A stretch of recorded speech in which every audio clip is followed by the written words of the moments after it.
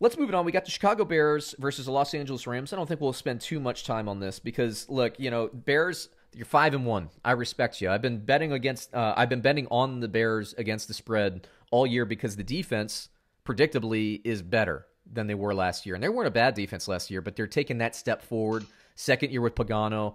I've been a believer in them. I do think that Foles will get this offense going. We have not seen evidence of it yet, but right. I think he's definitely the better guy. And let's be real about this. He played Tampa Bay's defense and Indianapolis's defense the first 2 weeks, and Carolina's defense is actually a little bit better than I thought they were. I watched that game, probably about a half of that game against Carolina last week, and Foles, a touchdown and then one on the ground. The Rams are playing good defensively. But here's the deal with the Rams. They lose to San Francisco. I'm not going to freak out about that, but Sure. Is it worth discussing that the 4 wins for the Rams are against the NFC East? Yeah, it is. I think that matters because the NFC East is putrid. They are They're awful. terrible. They are terrible. awful. Look how bad Dallas is, and they're in first place. So I think there is something to that. Look, the Giants got their first win against Washington football team last week. I'm not so sure that either Washington or the Giants, who both have 1 win between them, aren't the best team in that division. Right, honestly, because right. Dallas has no offensive line anymore. They're all injured. We assume it's Dallas because of the popularity, right? We just assume it is, but there's nothing that we've seen on the field that leads us to believe that. I agree. Even with a battered offensive line and a backup quarterback, we still think it's them. Why? Or Philadelphia, who has, they just injured every time. Yeah, that's a wild one for them, man. By the way, that Giants-Philadelphia game is pretty big, I think, for the division. Between a 1-5 and a 2-3-1 or whatever, it's an ugly game, but that's a big one for the division, dude. Totally. Crazy. Absolutely. But anyway, back to the Rams. Yeah, I mean, it's a little worrisome that, say, they're 4-2 and San Francisco's 3-3. And, the Rams don't have the gimmies, man. They don't have any, what I call the well. There's no going back to the well for them for the NFC East. Meanwhile, Seattle, Arizona, and San Francisco, they have multiple games against the NFC East. So their schedule's just easier by virtue of that. Sure. And this division, the NFC West, we said this, the NFC West and the AFC North, 2 best teams in football, or divisions in football. So, I mean, they're going to batter each other internally. I think this division will give us at least 3 playoff teams with 7 seeds. We might even get 4 playoff teams, but I don't think so. But, it wouldn't shock me if, all of these NFC West teams go undefeated and get 4 wins against the East. I know, exactly. And by the way, they play the AFC East, so they get games against the New York Jets. Yeah. Lucky them. They have 5 W's on their list, and the Rams have knocked off 4 of those 5. They still get the Jets. Already, huh? Wow. Yep. Wow. That's telling. It is it's telling. It's going to get tough for that, man, because it sounds to me like they have a lot of division games coming up.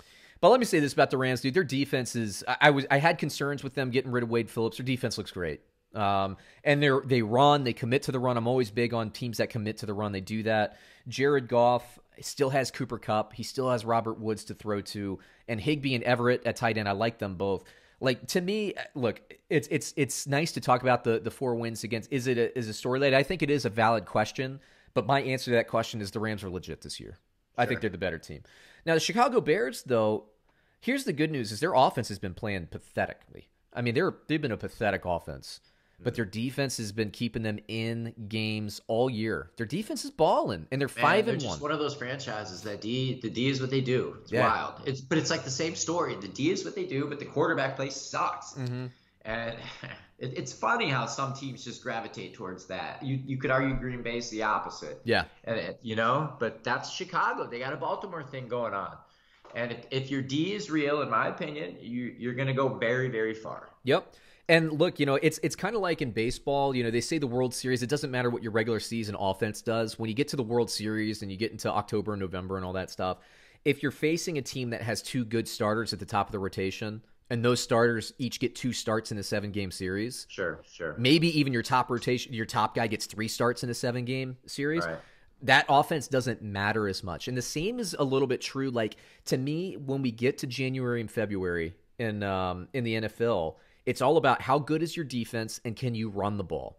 Yeah. That's why, right. for example, that's why I like the Rams when they get in the playoffs. They can run the ball and they can play D, and their D is better than I thought they were coming into the season. I picked the Rams to make the playoffs, by the way. Sure. That's why I like Tampa Bay. That's why I'm sorry, not Tampa Bay. That's why I like the Raiders. That's why I like Tennessee. I'm with you on that, dude. I'm with you on that. I like that. I like that February football style. Now, Chicago, my issue is David Montgomery. I've never been a believer in him. And I'll tell you exactly why, dude. Like, for fantasy football, I write the book and all that stuff. I always, like, examine and I watch a lot of tape. I'm not, a PFF tape watcher guy. I'm not, I'm certainly not an NFL tape watcher guy. But I look for specific things when I'm trying to project fantasy football success, which means that you can run the ball and get volume, right? Oh. He dances behind the line of scrimmage. Like, he gets the ball, and then he'll shuffle 2 or 3 times. He's not decisive. Like, you think of a Shanahan running back, it's one cut, get north and south, right? You're boom, one cut and go. Make your decision. David Montgomery, that extra hitch in his brain, it worked in college. I didn't think it was going to translate in the NFL. And he's had a couple of nice games, man, but I don't think he's the full-time running back there. Like, I'm not a big fan of pay the running back, but this season, like Le'Veon Bell's a free agent, pay Le'Veon Bell, dude. Pay him. Well, Le'Veon Bell's going to KC, right? Well, he went to KC, but I think it was only on a 1-year rest of the year contract. So I think he's a free agent next year. That's why Cam Newton, I mean, he might have been the right guy for them to go get. And by the way, he was a free agent this year. They wouldn't have had to trade for him, like they did for Foles. Yeah. Right. I don't know, man. Yeah, I called that. You did. I said that would have been a good fit for him, except for the fact that Chicago's kind of like a smash mouth town. They don't really like flashy. You're right about that. From their quarterback, but Jesus, man, you haven't had a quarterback in 25 years. Even Jim McMahon wasn't really the guy, right? So I think Cam Newton would have been an upgrade for them. Yeah, it's Trubisky. I think we agree is turd biscuit. I call him. He's not the guy. So they done with him then?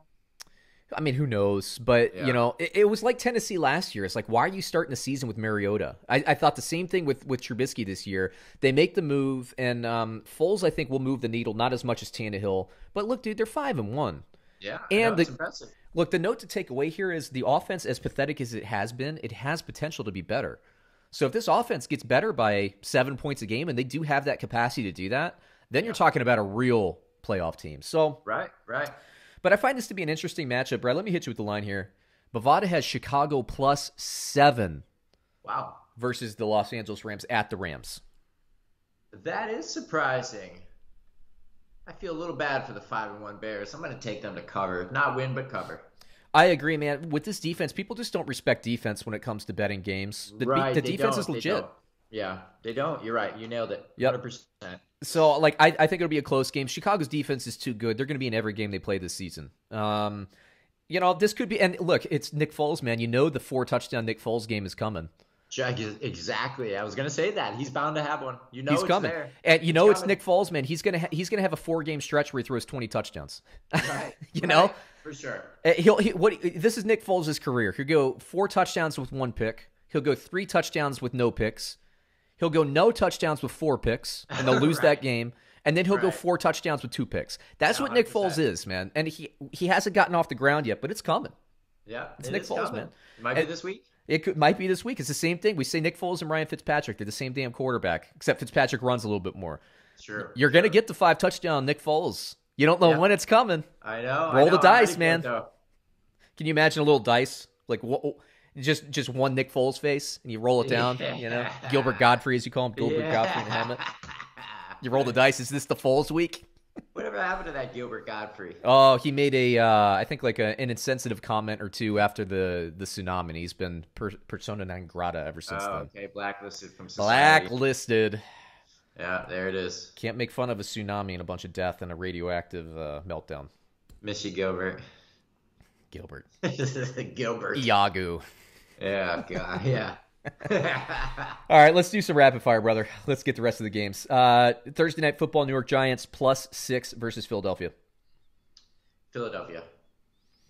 Yep. Yeah, I agree, although I don't like that Miles Sanders is out, but whatever. We got the Dallas Cowboys, according to Bovada, -3 versus the Washington football team. Washington, for sure. I got to be honest with you. I think we can take Washington there. This Dallas offensive line, I think Martin had a concussion, if I understood his injury correctly. which means he's going to be in protocol and might not play. Who knows? If they're down to that offensive line that was playing, what have we been saying about Dallas all season is you pay three of your offensive linemen are making $10 million a year. You got Jalen Smith making over 10. You got, I'm talking about cap number here. You got Ezekiel Elliott, Amari Cooper, Dak Prescott making 33. What happens to your depth? It goes out the window. And we saw that. Dallas can't deal with injuries. I watched this for years with Washington. You pay too many people up top, then you have nothing on the bottom when those guys get hurt. And injuries happen, man. Injuries happen. So I don't like what I saw, but I do think that the offense will be better.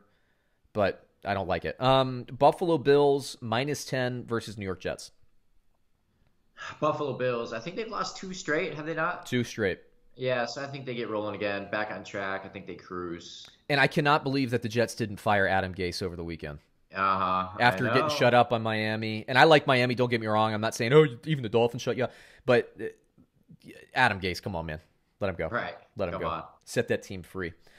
Carolina Panthers +7.5 versus New Orleans. New Orleans. No. Sorry, Carolina. I like them to battle for sure. I like them to battle too. New Orleans coming off the bye week. Carolina's defense is a little bit better than I thought they'd be. New Orleans, their defensive backfield only plays well when they feel like they're playing up. Like New Orleans, they play up to their competition and they also play down to their defensively. They do.